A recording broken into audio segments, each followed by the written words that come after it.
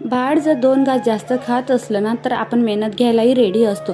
तसंच आज मी केलं. माझी कढी वगैरे सगळं काही भरपूर पडलं होतं. पण शंभूचं म्हणणं होतं की मम्मा आज मला पनीरची भाजीच खायची. काय मग पाठवलं पनीर घ्यायला. ते पनीर वगैरे आणता तोवर सगळं मी मसाला वगैरे कांदे टमाटे असं भाजून ठेवलं होतं आणि ग्रेव्ही पण बनवून ठेवली होती. त्यांनी पनीर आणलं. पनीर पण मस्त छान मी तेलामध्ये शेकून घेतलं आणि भाजी बनवायला घेतली. भाजी वगैरे एकदम छान बनली होती आणि भाजी आवडीची असल्यामुळे 2 घास जास्त जातील असंच माझ्या शंभूचंही होतं. मग मी चपात्याही बनवल्या. एकीकडे मी भात पण बनवून ठेवला होता आणि थोडी एक्स्ट्राच भाजी बनवून ठेवली होती जेणेकरून मला सकाळी त्याला तीच भाजी देता येईल. म्हणजे 2 घास तो अजून जास्त खाणार. मग आम्ही सकाळी भाजी तीच खाल्ली. त्यानंतर मग म्हटलं आज आपल्याला भाजी बनवायचं टेन्शन नाही आहे तर दुसरं कामं आपलं जास्त व्हायलाच पाहिजे.